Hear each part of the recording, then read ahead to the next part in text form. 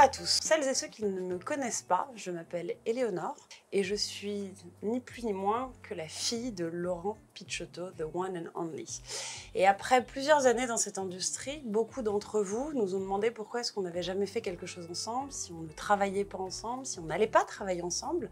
Alors on va dire que c'est le démarrage, on va dire, d'une longue série. Et l'idée c'était de faire parler et d'avoir des discussions un peu perfis sur cette industrie, cette belle industrie que nous partageons, sur notre passion commune pour les montres, pour cette encyclopédie vivante qu'il est, et finalement qui m'a fait plonger dedans. Et de passage en boutique, je m'étais dit, ok, si j'ai carte blanche et que je peux choisir ce que je veux, parce qu'on me demande toujours si j'ai une très grosse collection ou si je vais hériter de celle de mon père, malheureusement il a décidé de la vente aux enchères, mais ça ce sera le sujet d'un autre épisode. L'idée était de dire, ok, je fais une petite sélection et je lui demande ce qu'il en pense. Donc mon cher et tendre papa, oui, ma fille. Dans ma sélection, j'ai évidemment choisi en première, on va dire en première catégorie une Octo Finissimo de Bulgarie. J'étais obligée de non, mais on va dire que j'étais une des premières à t'en parler. Au démarrage de l'Octo, qui était quand même une pièce ultra fine, on n'attendait pas Bulgarie pour cet exercice. Et la raison pour laquelle j'ai choisi la version en or rose avec un cadran chocolat, c'est que j'ai hérité de la tienne, qui était la première. Mais celle-là donne un côté un peu plus féminin, un peu plus bold, un peu plus lourd, même s'il n'y a aucune complication, puisque c'est 1 heure minute seconde. Cadran chocolat, je ne pouvais pas avoir de noir. Étant Miss Couleur, c'est vrai que c'est quand même plus facile d'avoir quelque chose de plus solaire, de plus facile. Et je trouvais que pour l'été, c'était une montre qui pouvait se prêter à l'exercice. T'en penses quoi? Je suis absolument d'accord. Je suis d'autant plus d'accord que ce que je peux te livrer comme scoop, c'est que nous préparons une 3e édition de l'Octo Tattoo. Cette fois-ci, ce sera pas en titane, ce sera en or rose. À la différence de celle que tu as choisie, ce sera l'or rose micro-billet, donc ultra mat, avec un nouveau dessin de Mocopoleta. Je peux, sans rien vous montrer aujourd'hui, parce qu'on en reparlera au mois d'octobre, vous dire que ça va être une bombe. Donc Octo évidemment, parce que on est Octo fan, Octo spécialiste, on est Octo à donf. Et du coup, si je te demande de faire l'exercice, le même exercice. Aujourd'hui, parce que c'est toujours le mood du jour, aujourd'hui j'ai choisi Arctic de chez Moser. Cadran bleu, indéfinissable de par ses changements de tonalité en fonction de la lumière. Bon, maintenant, c'est une des grandes forces et compétences de Moser pour faire des cadrans toujours très profonds, en passant du vent à black jusqu'à des cadrans fumés. Et là, Arctic, c'est un bleu, mais vraiment difficile à définir. Maintenant, je pense que Arctic, c'est le bon nom, parce que c'est vraiment le bleu qu'on imagine au pôle. Donc je choisirais ça, parce que je pense que pour l'été, c'est une couleur détonnante, et en plus extrêmement changeante en fonction de la lumière. Mais finalement aussi hyper masculine, parce que si je jump sur ma sélection et une des deuxièmes pièces, on parle aussi d'un travail de cadran qui est beaucoup plus doux, parce que beaucoup plus féminin. Je pense à la Grand Seiko. J'ai toujours été fan de la subtilité des Japonais dans l'exécution aussi bien de leurs mouvements que des pièces, que du cadran. Et pour la pièce Anaikada, qui a finalement ce rose poudré et qui est une sorte de parallèle avec la fin du printemps, des cerisiers en fleurs, et l'image que Grand Seiko donne, c'est vraiment tous ces pétales et ces fleurs qui tombent et qui viennent se déposer subtilement sur un cadran de montre. Disons que Grand Seiko, je dirais encore dans un autre exercice, mais au même titre que Moser, si on peut dire qu'il y a des champions de cadrans totalement bluffants, c'est bien Grand Seiko. Avec toute la poésie japonaise qui va reposer sur les saisons, différents endroits de la nature, et particulièrement cette pièce qui est une série limitée d'ailleurs d'une centaine. Numéro 64 disponible chez Chronopassion. Véritablement a conquis déjà beaucoup de clients. C'est une luminosité aussi de cadran. Et en fait, la force chez Grand Seiko, c'est qu'on a toujours l'impression que si on pouvait toucher ce cadran, on a toujours l'impression qu'on pourrait sentir le relief du dessin. Et pour avoir visité Grand Seiko au Japon, il n'en est rien. En fait, tout ça est plat. mais on a un effet 3D qui est spectaculaire à chaque fois. Donc, c'est la force de leur cadran texturé qui finalement dans une boîte, parce qu'elle fait 38,5, donc c'est même pas une grosse boîte. Est-ce qu'aujourd'hui, Grand Seiko, par rapport aux gens qui s'intéressent, ou en tout cas ceux à qui tu fais découvrir la marque, vont être à la fois des hommes ou des femmes, puisqu'aujourd'hui il y a une sorte d'ambivalence sur le rose et le bleu, où finalement c'est plus propre à l'un ou à l'autre? En l'occurrence, cette pièce, on l'a vendue à une femme qui collectionne plutôt des montres d'hommes d'ailleurs, qui a déjà du Recence, du Moser, plusieurs Moser entre autres, et qui est fan de Grand Seiko et qui a également une Credor. Donc, Grand Seiko aujourd'hui, ce qui est intéressant, c'est de parler d'une part de la technique au niveau des cadrans, aussi au niveau des mouvements, puisque on est Spring Drive sur un assez grand nombre de calibres, et quand on ne l'est pas, on est quand même sur des calibres d'une qualité de finition hors norme, peu soupçonnable pour les gens qui ne connaissent pas. Donc c'est vraiment une alliance esthétique et technique qui est absolument irréprochable. Et d'ailleurs, si on fait une petite parenthèse sur l'aspect purement technique, aujourd'hui le Spring Drive, on n'a même pas besoin de dire que c'est deux grands Seiko, puisque c'est vraiment la signature. Qu'est-ce qui fait la particularité justement d'un calibre Spring Drive? C'est qu'en fait, on n'a pas un échappement classique. En réalité, on a un quartz qui va être vraiment le cœur de la montre pour sa précision, et derrière, toute la partie mécanique, en fait, va prendre la fréquence naturelle du quartz. Et on le voit d'ailleurs quand on prend une montre Spring Drive qui est arrêtée. Quand je la remonte, mon aiguille des secondes, elle va partir extrêmement vite et d'un seul coup, on va voir qu'elle se cale exactement sur la fréquence du quartz. Et donc, en termes de précision, c'est hors norme. On reste purement mécanique, quoi qu'on en dise. Et ça fait partie des inventions majeures de Grand Seiko qui a toujours, que ce soit au titre de Seiko, Grand Seiko ou Credor, a toujours investi des sommes astronomiques en recherche et développement. Ils avaient il y a quelques années inventé le kinétique, qui était le mouvement kinétique, qui était plus le principe, on va dire, d'une dynamo sur un vélo pour avoir de la lumière. C'est-à-dire j'ai mon automatisme qui va remonter une partie électromécanique pour alimenter en fait le mouvement. Mais Spring Drive, là, on rentre dans quelque chose qui est un peu magique parce que j'ai pas de balancier, j'ai vraiment quelque chose qui est à part et qui va avoir une précision absolument hors norme. Donc, ils nous ont habitués à aller tellement loin qu'on est toujours un peu en attente de la prochaine supernovation, mais en même temps, bon, c'est des années de recherche et développement et d'investissement. Mais je suis pas très inquiet qu'ils seront au rendez-vous. Et puis, ils sont en capacité technique, on l'a vu avec le Grand Prix de l'horlogerie, avec le tourbillon, capable de presque repenser véritablement des complications qu'on connaît par cœur, avec des qualités de finition aussi qui sont juste ultra spécifiques. Et paradoxalement, très peu connues du grand public.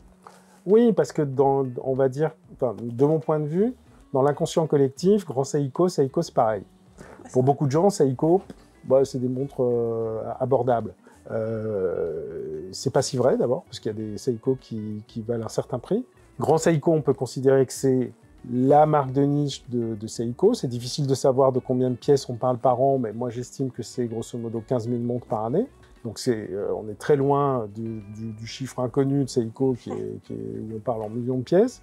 Et Credor, c'est encore plus la niche. On en reparlera d'ailleurs l'année prochaine, parce que ça fait 6 ou 7 ans que je travaille sur le projet d'une réédition d'un maître du design dans cette marque, et on reparlera de Credor très probablement l'année prochaine. Donc tu nous fais déjà 2 dropping bombs dans la même vidéo. Non, mais on a toujours des choses dans le pipe. Maintenant, on n'est jamais à l'abri d'être, j'allais dire, en avance ou en retard. Souvent en retard. Donc, Et alors, si on repart sur notre petite sélection, à ma grande surprise, tu as pris une pièce féminine qui a d'ailleurs été un de mes coups de cœur du Watches & Wonders de cette année, qui est la Laureato chez GP, chez Gérard Perregaux, avec la Copper Dial. Je dirais pas que c'est une pièce féminine.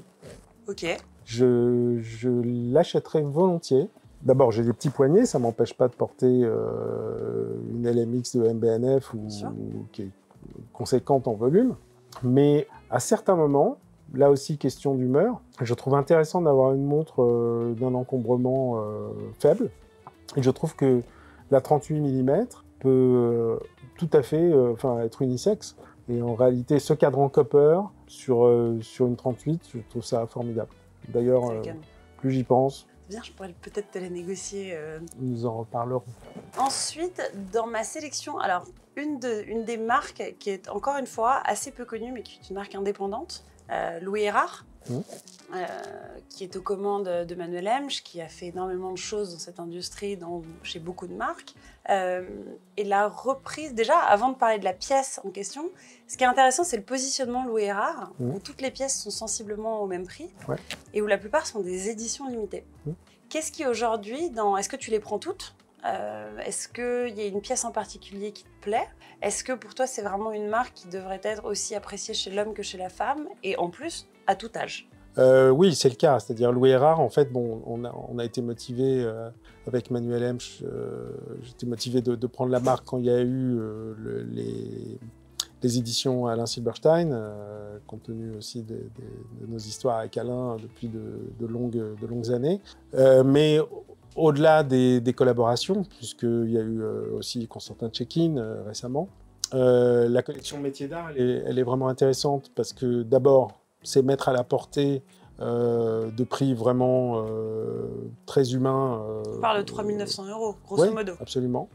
Et que ce soit donc cet exercice de guillochage sur la pièce que tu as choisie ou récemment le cadran marqueterie de bois, en bois, qui, j'ai envie de dire, en prix produit par rapport au phénoménal boulot d'artisanat que ça représente, c'est vraiment très attractif. Donc je suis ce que fait Louis Erard. On a une assez large sélection.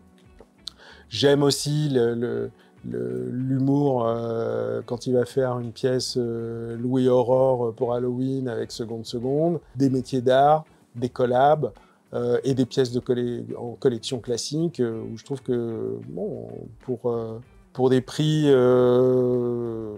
d'entrée de gamme pour nous, parce qu'on est plutôt sur des gammes sensiblement plus élevées, je trouve que c'est des pièces vraiment super sympathiques. Sur cette pièce excellente que j'ai choisie, qui est donc la mosaïque, enfin il l'appelle la mosaïque, qui est une sorte de losange qui reprend les techniques de guillochage de Breguet d'époque.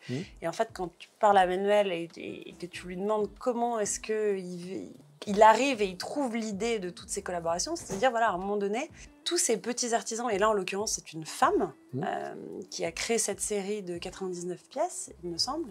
Il y a vraiment, on retrouve exactement le même savoir-faire, mais poussé un peu plus à l'extrême, de manière un peu plus innovante, pour quelque chose d'une même qualité, mais à un prix beaucoup plus cool. Et c'est finalement redonner une chance à l'horlogerie traditionnelle et au savoir-faire qu'on connaît tous, mais qui sont bien trop souvent inaccessibles dans des pièces qui sont à des prix justement de catégorie métier d'art, donc forcément beaucoup plus cher.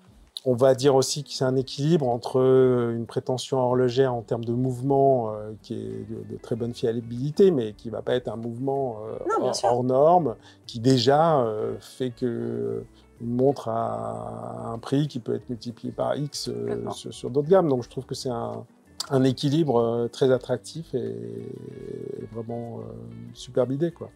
Et donc toi, pour ta prochaine pièce?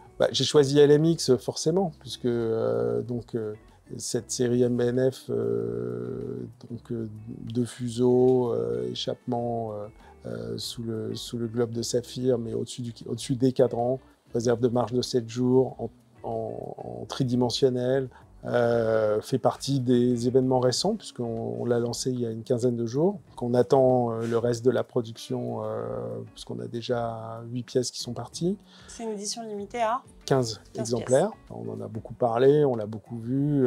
C'est une pièce qui fera date, je pense, dans les séries limitées qu'a pu faire Maximilien avec les uns ou les autres. J'ai même envie de dire, dans une sélection bonus d'une pièce bonus, c'est la Flying T, pour une version beaucoup plus féminine, qui d'ailleurs avait été une pièce dessinée et réservée pour la femme, même si je ne serais pas surprise de la découvrir un jour sur un poignet masculin. On l'a vendue à des hommes aussi.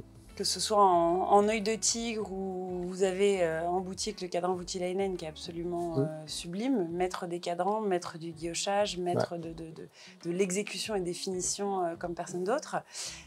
Et pour parler finition et côté un peu plus féminin, j'avais envie de parler de Fabergé parce que je t'avais fait choisir une sélection il y a quelques années d'une marque qui est souvent très connotée pour ses œufs, pour son histoire des tsars, pour son lien avec la Russie, mais beaucoup de gens oublient, ou en tout cas n'ont jamais su, que Fabergé a été repris. Fabergé a acheté une mine qui s'appelle Gemfields, qui aujourd'hui est une des mines les plus grandes en termes de pierres de couleur. Et quand ils ont décidé de relancer la marque, aussi bien d'un point de vue horlogerie que d'un point de vue joaillerie, ils ont modernisé cette œuvre, ils ont modernisé leur collection de joaillerie, avec notamment émotion, avec cette bague de toutes les couleurs, avec une sorte de sertinège totalement invisible.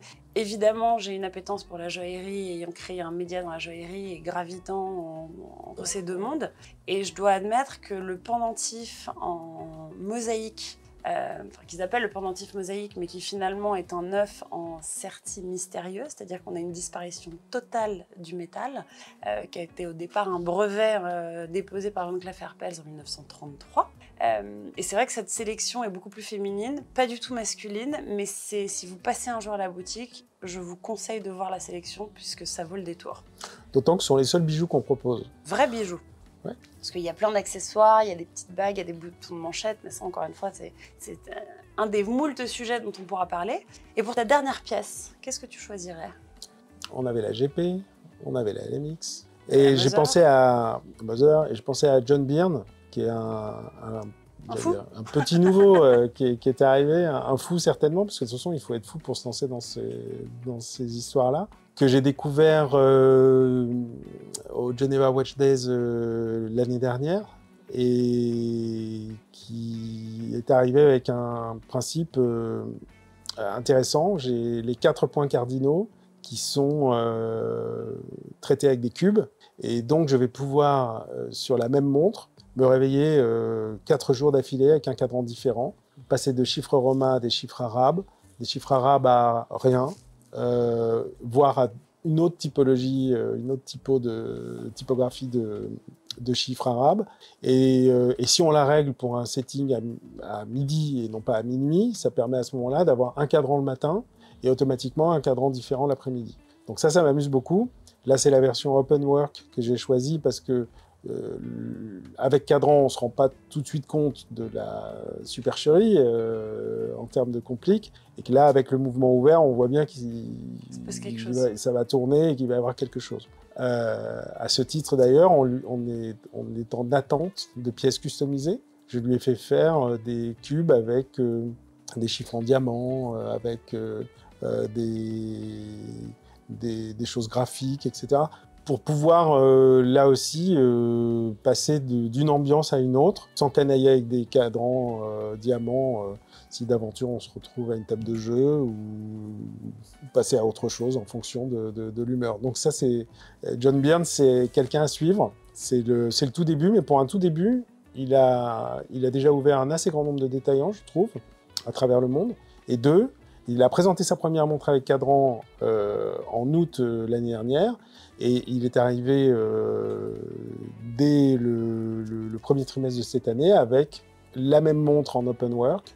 Je dis, bon, c'est quelqu'un qui est très speed, mais il va aussi vite dans son boulot avec toutes les difficultés qu'on connaît en termes de production aujourd'hui. Pas mal. Chapeau bas. Merci pour ces petits insights. Merci ma fille. La suite au prochain épisode.